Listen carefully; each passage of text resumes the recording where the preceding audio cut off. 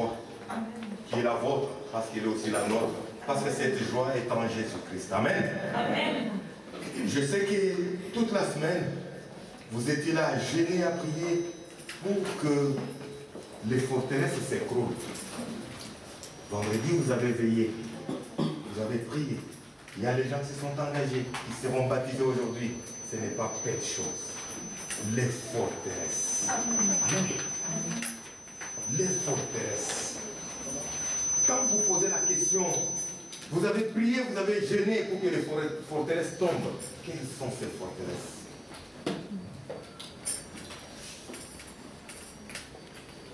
Parfois, nous nous créons nous-mêmes des forteresses. Parfois, les forteresses viennent d'ailleurs.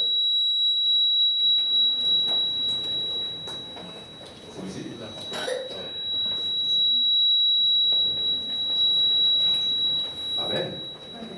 Parfois, ou plutôt que je presse mon micro. Souvent, dans la vie des enfants de Dieu, il y a une limitation, il y a un blocage, il y a des forteresses. Ils se retrouvent dans des prisons sataniques. Ils se retrouvent dans un fond, dans un puits où ils ne peuvent pas sortir par eux-mêmes. Parfois par nos erreurs, parfois par les rejets. Les rejets que nous avons eus depuis l'enfance, ils ont créé en nous un blocage, un frein qu'on ne peut pas renverser, ça bloque toute notre vie. Amen. Je sais que toute la semaine vous avez tourné autour de Josué 6. Mais aujourd'hui nous allons parler plutôt d'une personne dont vous ne pouvez même pas soupçonner. Une personne qui est prostituée. Une prostituée. Amen. Amen. Oui, parce que Jésus-Christ n'est pas venu juger. Il n'est pas venu condamner. Il est venu pour nous libérer. Amen. Il est venu pour nous délivrer. Comme nous sommes réunis cet avant-midi, ce n'est pas pour la condamnation, c'est pour notre salut. Alléluia. Un jour, il y a une femme prostituée. Elle est habituée à se prostituer. Cette femme s'est rendue. Je souffre pour lui. Cette femme s'est rendue à la source pour puiser de l'eau. Amen. Elle a choisi l'heure à laquelle d'autres femmes ne peuvent pas se retrouver à la source. C'est le matin que les mamans vont à la source, laver les habits, laver les enfants, puiser de l'eau pour préparer. À midi, ils préparent. Mais cette femme, elle a évité l'heure de rencontre à la source. Elle est restée se prostituer. C'est plutôt à midi que cette femme se rend au puits de Jacob, comme d'habitude. Quand elle se rendait là, elle ne trouvait personne. Mais ce jour-là, à sa grande surprise, elle a trouvé des sources d'eau. Je ne sais pas si vous me comprenez. Amen. La femme a trouvé des sources d'eau. Elle était habituée à une seule source, qui était le puits de Jacob. Cette femme qui était restituée, prostituée, elle a croisé une nouvelle source qui était là. Elle pensait trouver l'eau habituelle qu'elle a toujours pris, qu'elle a toujours utilisée. Mais cette femme prostituée, en croisant la source d'eau vive, qui était le même Jésus-Christ, sa vie était transformée. Amen. Cette femme qui était prostituée est devenue évangéliste. Amen.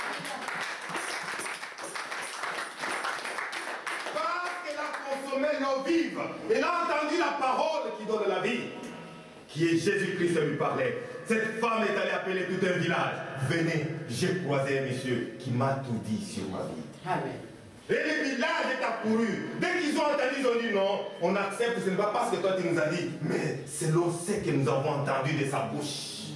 La femme prostituée, automatiquement, sa vie a changé dès qu'il a croisé les seigneurs des seigneurs, les rois des rois.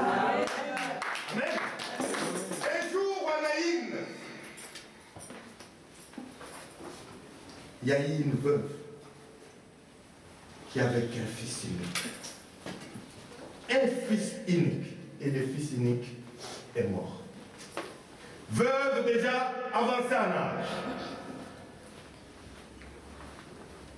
Il y a un cortège qui a amené les jeunes hommes à sa dernière demeure. Le Seigneur des Seigneurs, plein de compassion, il venait aussi avec un autre cortège. Il y a deux cortèges qui se sont rencontrés. Il y a eu le cortège de la femme unique de la veuve et le cortège du fils unique de la veuve et cortège du fils unique de Dieu. Amen. Il y a les deux fils uniques qui se sont croisés. Un fils unique mort, un fils unique, non seulement il est vivant, mais il est la vie. Amen. Le contact des fils uniques de Dieu donne la vie au fils unique de la veuve qui était décédé. Alléluia. Alors vous pouvez comprendre que le fils unique de Dieu, pour qui vous servez, il est la vie, il a la vie. Si vous le servez de tout votre cœur, vous révélerez aussi la vie de Dieu. C'est que vous toucherez prendra vie. Alléluia. Parce que Jésus-Christ révélait la vie. Lorsqu'il parle à l'aveugle, la vie se manifeste, l'aveugle voit.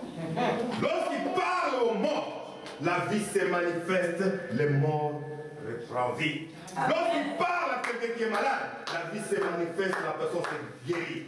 Mais il a dit, je m'en vais au Père, vous ferez de plus grandes choses, plus que ce que je fais. Mais lui, il a ressuscité des morts. De plus grandes choses, qu'est-ce que maintenant, vous et moi, qu'est-ce que nous pouvons faire? Est-ce que vous êtes déjà posé cette question? Parce que la chose qui fait peur aux gens, c'est la mort. Mais lui, il a ressuscité des morts. Qu'est-ce que nous, maintenant, on peut faire de plus que le Seigneur des Seigneurs? Parce qu'il l'a dit, c'est que c'est possible. Parce que c'est lui qui accomplit toutes choses à nous. Mais ce matin, nous allons voir Rahab. Vous l'avez beaucoup entendu, amen. Mais qui ne connaît pas Rahab ici? Vous l'avez tellement entendu, Rahab. Cette prostituée à Jéricho.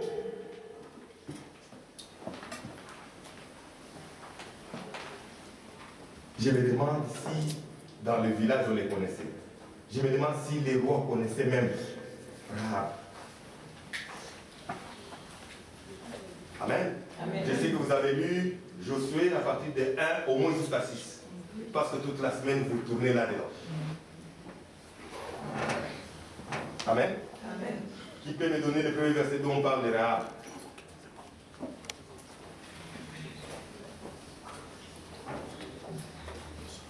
Amen. Qui peut me donner? Personne. Ce problème, c'est le problème des chrétiens. Ils veulent des miracles et ils ne connaissent pas la parole de Dieu. Le miracle ne viendra pas s'il n'y a pas de parole. Parce que c'est la parole que vous devez proclamer. C'est la parole qui accomplira des miracles. Il a envoyé sa parole et la parole les a guéris. C'est la parole qui guérit. Ce ne sont pas tes gémissements. Tu peux gémir comme tu veux, ça ne changera rien. Amen.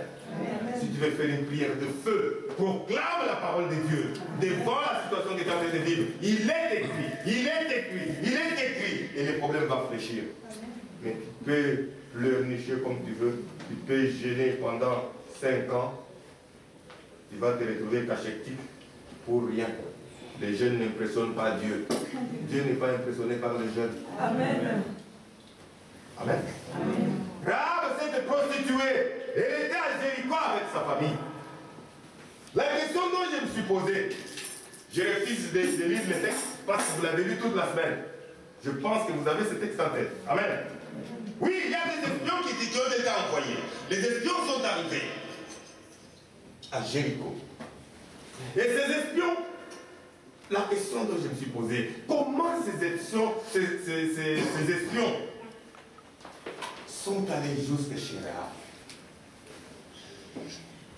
Il n'y avait pas d'autres personnes dans cette ville. Il n'y avait avait pas d'autres prostituées dans cette ville-là. Il n'y avait que Rahab. Ça, la Bible ne nous a pas dit. Comment les deux espions sont allés jusque dans la maison de Rahab? Comment Rahab a pu les recevoir? Et pourquoi Rahab a pu les cacher et les aider à s'enfuir? C'est ça la plus grande question. Et qui est Rahab aujourd'hui? Rahab, c'est la prostituée. Vous vous souvenez qu'il y a une prostituée qui est devenue évangéliste? Amen. Amen. Mais Rahab aussi était prostituée. Qui connaît ces Rahab-là? Ces Rahab-là, c'est vous. Ces Rahab-là, c'est moi. Nous sommes des prostituées. Nous n'avons pas les droits de citer. Nous sommes voués à la mort. Parce que lorsque les enfants de Dieu devaient entrer, devaient prendre Jéricho, tout était voué à l'interdit. On devait tout tuer. Rahab aussi devait mourir. Amen. Oui, mais elle était prédestinée. Elle était élue. Elle était appelée comme vous êtes appelés. Amen. C'est ainsi que les deux espions sont allés jusque dans la maison de Rahab. Mais si nous voulons aller en profondeur, qui sont ces deux espions? Amen. Qui sont ces deux espions? Qui connaît leur nom? Amen. Vous les connaissez. Vous vivez avec eux. Il y a des gens qui les mettent à la tête de leur lit. Ces deux espions, c'est la parole et son interprétation. Ou plutôt la parole. Et le Saint-Esprit. Lorsque la parole a rencontré Rahab, comme la parole vous rencontre ce matin, comme la parole vous a toujours rencontré dans cette assemblée, Rahab a pris conscience. Rahab a parlé, elle a eu la foi. Elle a dit, Tous les villages tremblent. Parce que depuis que nos ancêtres sont nés, on n'a jamais entendu un Dieu qui parle. On n'a jamais vu un Dieu qui sépare l'eau. On n'a jamais vu un Dieu qui accompagne ses enfants comme une colonne de feu ou qui accompagne ses enfants comme la nuée. On n'a jamais vu un Dieu qui donne de l'eau à ses enfants dans le désert. C'est Dieu-là qui a ouvert la mer Rouge, qui a ouvert les Jourdains, qui accompagne, qui vous accompagne. Nous savons que Dieu vous a déjà donné ces pays. Nous savons que Dieu vous a déjà donné Jéricho et nous sommes paralysés. Amen. oui, quand vous rencontrez la parole de Dieu, quand vous rencontrez l'Esprit de Dieu, ta vie change et tes décisions changent. Tes positionnements changent. Parce que Rahab, qui n'était pas connu par le roi, Je pense que le roi s'est déplacé. Le roi a connu Rahab, même de nom. Il a envoyé les gens. Rahab qui était rien. lorsqu'il a eu la parole, il a eu l'Esprit. Le roi l'a reconnu. C'est pour vous dire que la parole de Dieu, ne la prenez pas à la légère. Sachez que les rois vous chercheront. Rahab qui était prostituée, comme lui prend dans la poussière, il met à table avec des grands. Rahab est devenue aussi grande. Même le roi l'a cherché pour dire, mais ces gens-là qui sont entrés chez toi, Sortez.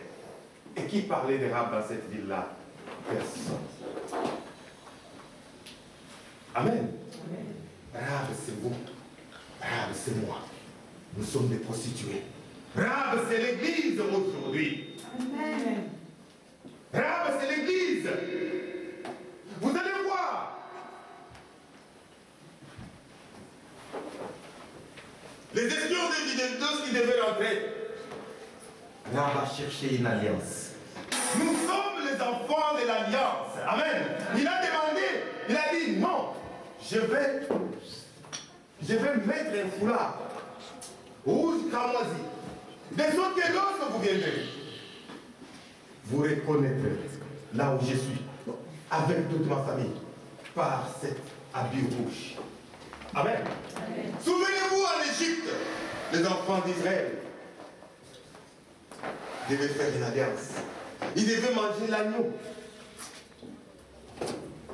Écoutez, moi souvent lorsque vous priez, vous dites, la parole de Dieu dit, restez calme, je combattrai pour vous. Amen. Vous êtes sûr que Dieu va combattre pour vous? Amen. Est-ce que vous répondez aux critères pour que Dieu combatte pour vous? Les enfants d'Israël dans le désert, ils ont obéi à la voix de Moïse. C'est-à-dire la parole de Dieu qui sortait dans la bouche de Moïse, comme la parole de Dieu qui sort dans la bouche de ses serviteurs. Ils ont entendu, ils ont obéi. Ils ont mangé l'agneau. Je ne cesse de répéter cette histoire. Maintenant, vous, l'agneau, vous choisissez la viande d'ici. Je ne sais pas comment on appelle ça en français. Non, chez Gigot. Gigot. Vous aimez que la bonne viande. La parole qui vous chouchoute. La parole qui est amère. Vous le refusez. Amen. La parole qui parle d'impudicité, si vous êtes dans l'impudicité, vous ne lisez même pas ça. Peut-être que vous avez déjà arraché la feuille dans la Bible. Amen. Mais les enfants d'Israël, pour qu'ils disent que restez calmes, je combattrai pour vous, ils ont obéi à la parole de Dieu dans sa totalité. Amen. Oui, ils ont mangé la parole de Dieu. Ils ont mangé l'agneau jusqu'au sabot, jusqu'aux cornes. Imaginez-vous celui qui a mangé les cornes, parce qu'il devait tout manger debout, brûlé au feu, pas même préparé. Imaginez-vous celui qui a mangé les intestins avec les matières fécales à l'intérieur. Imaginez-vous celui qui a mangé. Vous connaissez parfois au niveau des articulations, il y a quelque chose qui ne se termine pas dans la bouche. C'est lui qui a mangé ça. Et puis on les mangeait avec les racines amères. C'est pour vous dire que la parole de Dieu est amère. Mais si tu veux que Dieu combatte pour toi, tu dois manger cette parole. C'est ainsi, lorsque la guerre venait, parce qu'ils étaient dans l'obéissance, ils ont entendu, ils ont accepté, ils ont obéi, ils ont mis la parole de Dieu en exécution. C'est ainsi que Dieu s'est révélé. Mais ce matin, regarde ta vie. Est-ce que tu obéis d'abord à la parole de Dieu? Est-ce que tu connais d'abord cette parole-là? Est-ce que tu mets cette parole en pratique? Est-ce que tu fais les choix? Parce que c'est nous, Rahab. Rahab n'a pas fait de choix. Il a obéi. On lui a dit, mets des foulards. Lorsque nous viendrons, c'est ça que nous verrons. Sur base de ça, c'était une alliance. C'était un gage. Comme je vous ai dit, les enfants d'Israël. Et ils ont pris les sangs. Ils ont mis sur les linteaux.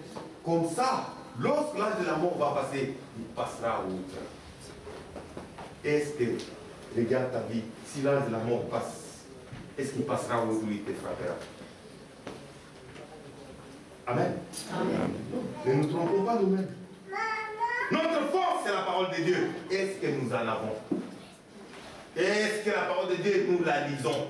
Ou nous sommes seulement des experts de dormir avec des grosses Bibles à la tête de notre lit? Vous pensez qu'en dormant avec la Bible, vous mettez comme l'oreiller, les démons ne vont pas t'étrangler? La nuit, tu n'auras pas sommeil. Ils vont t'étrangler. Les secrets, il faut avoir cette parole en toi et non à la tête du lit. Amen.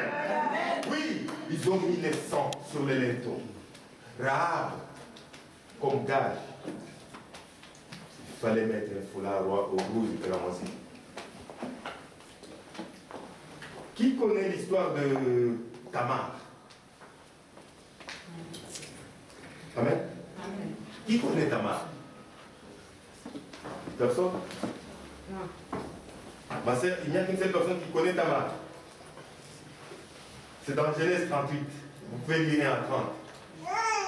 Tamar, c'était la femme d'un enfant de Judas. Son premier mari est mort, le deuxième est mort.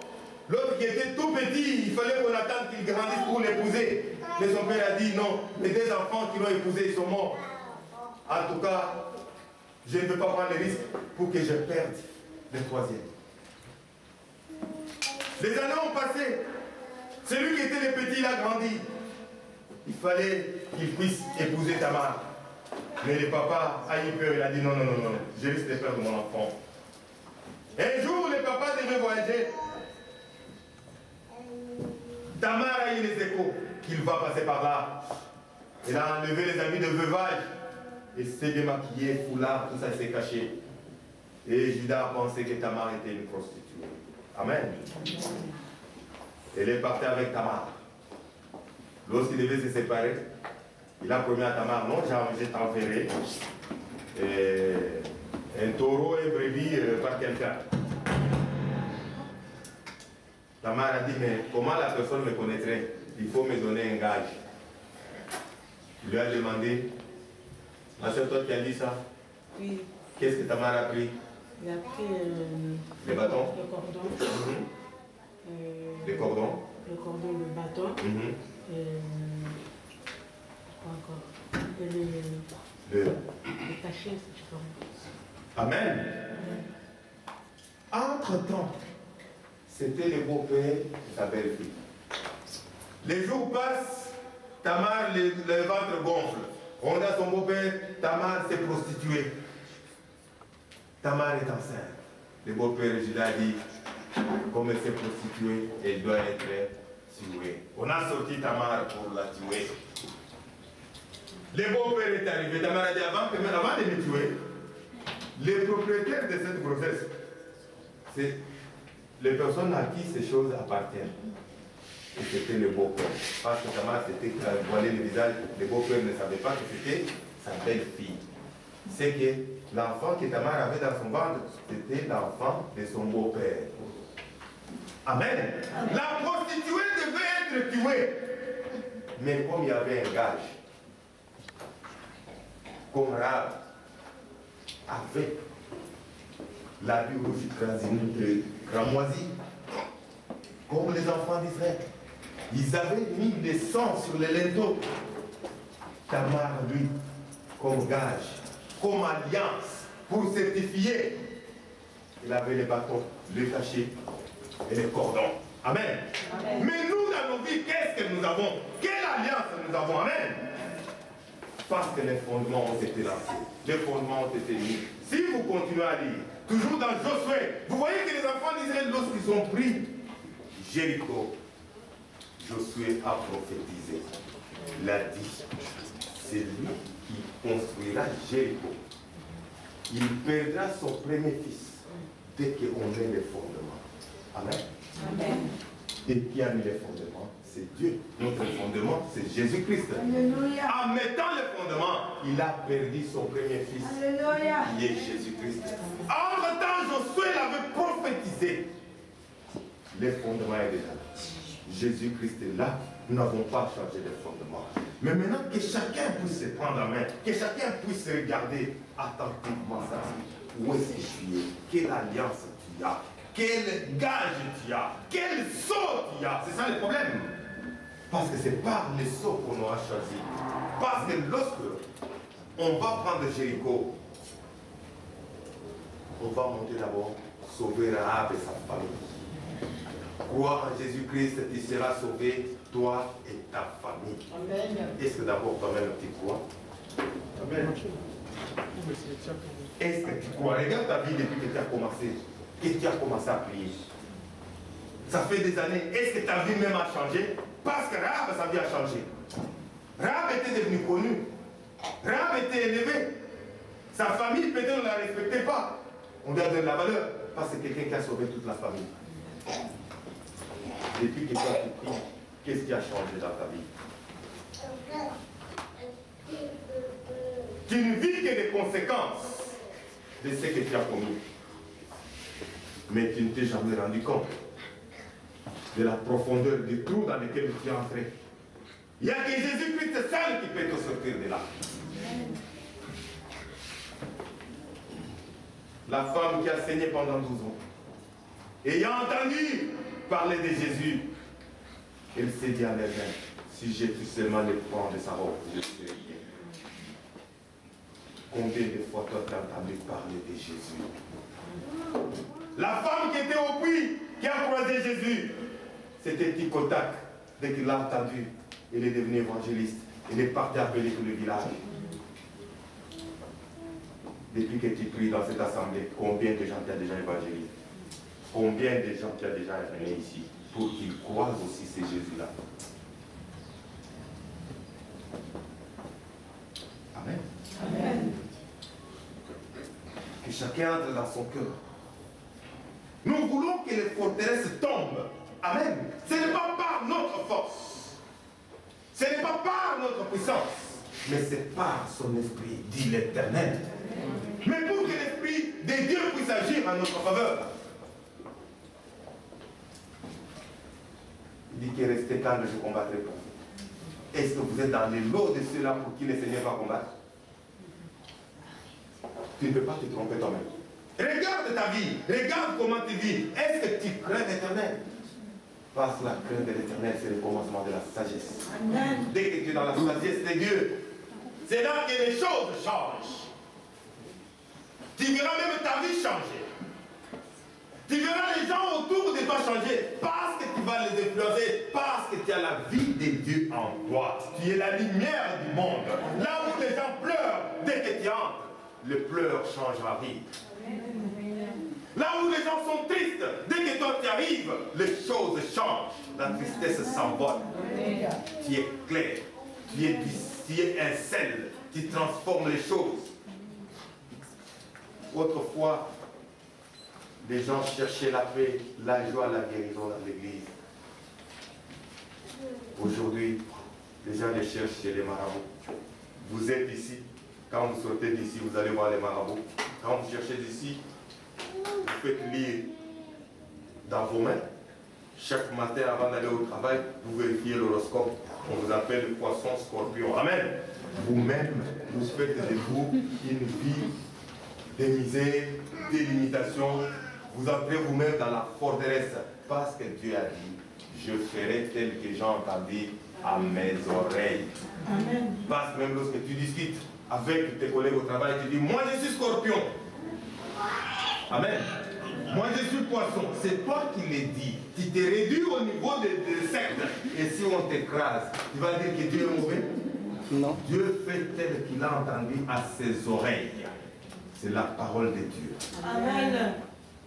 Quel est le gage que vous avez? Est-ce que vous êtes un enfant de l'alliance?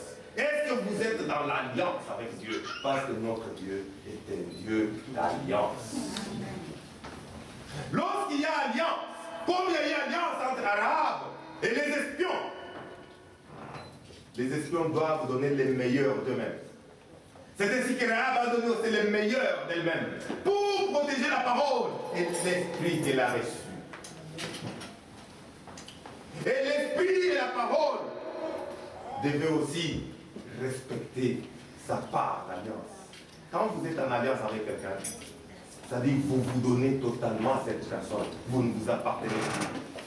Réclamez les meilleurs de vous-même. Vous avez peur de réclamer les meilleurs de vous-même à Dieu parce que vous n'êtes pas dans l'alliance. Amen. Parce que vous n'êtes pas dans l'alliance. C'est ainsi.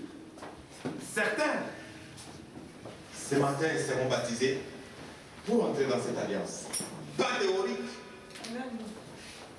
mais spirituellement, qu'ils soient épanouis. Que le feu de l'Esprit s'allume en eux. Que la vie de Dieu soit manifeste. Dès qu'ils ouvrent leur bouche, les choses s'accomplissent. Amen. Amen. Certains dans cette église, depuis que ça a commencé, ils sont là. Peut-être ils ont commencé ailleurs. Mais leur vie n'a jamais changé. N'a jamais changé. C'est si simple qu'il n'y a pas d'alliance. C'est si simple qu'ils ne connaissent pas la parole qu'ils ont reçue. Ils ne connaissent pas ce Jésus-Christ-là. Ils sont devenus comme les anciens de Bethesda. Bethsaïda. Vous les connaissez? Vous connaissez l'ancien? Il a fait 38 ans. Il était boiteux.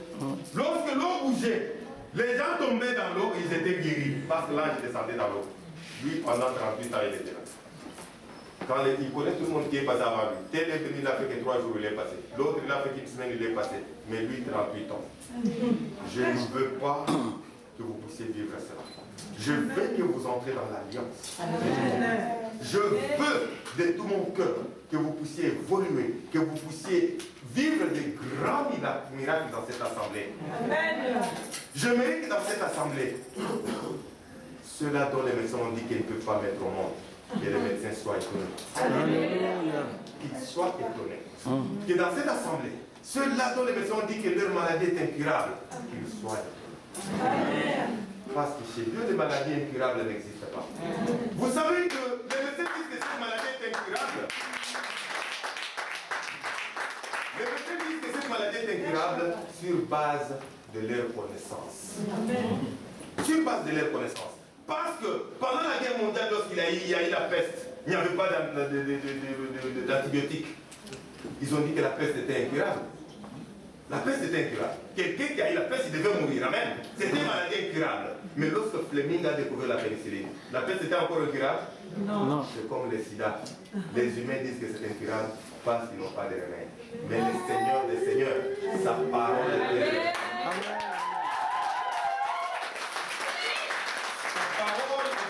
La parole de Dieu, c'est un remède.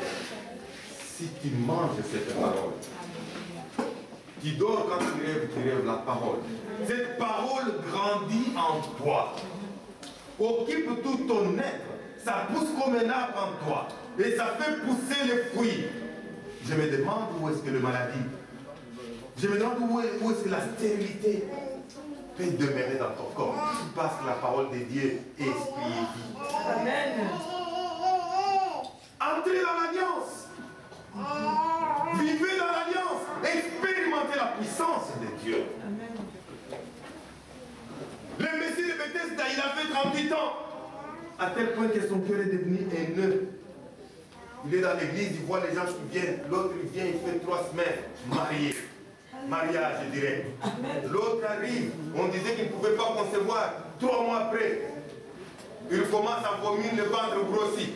L'autre arrive, il était chômeur. Brusquement, il a un bon boulot. L'autre arrive, brusquement, il a des papiers.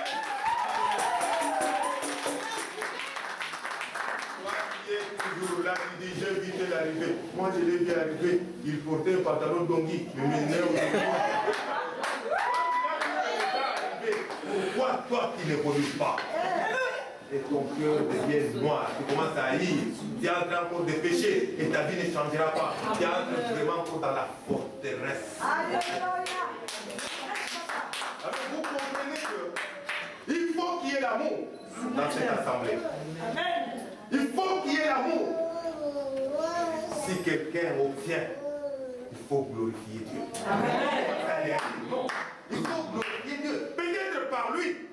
Vous aurez aussi un canal. Envoie seulement. Envoyez. Il n'y a rien qui est plus que l'amour. Notre Dieu est amour. Amen. Oui, nous allons nous mettre debout, nous allons prier. Nous allons prier. Nous allons faire un geste prophétique aujourd'hui. Avant de prier, que chacun de nous essaie de voir un peu sa vie. Regarde un peu ta vie. Regarde ce que tu vis. Regarde les blocages, les limitations qui sont dans ta vie. Regarde. Tu connais ta vie. Tu connais toi-même ta vie. Tu ne peux pas te tromper. Parce que nous allons faire un acte prophétique. C'est ta famille. Tu vas faire cet acte prophétique dans la foi. Amen. Tu vas le faire dans la foi. Tu vas déclarer la famille. Et tu laisses la main de Dieu ouvrir. Amen. L'acte prophétique que nous allons faire. Comme les enfants d'Israël, ils ont fait 7 tours de Jéricho. Prophétiquement, nous allons faire 7 pas. Qui symbolisent, tu quittes de la situation que tu avais avant. Tu quittes du trou où tu étais entré. Tu quittes de la prison satanique où tu étais entré. Où tu étais enfermé. Tu marches, tu fais 7 pas prophétiques. Tu fais 7 pas. Porte bien. Quand celui qui voudra faire 2 pas, il avancera que de 2 pas. Amen. C'est un acte prophétique, c'est un acte de foi.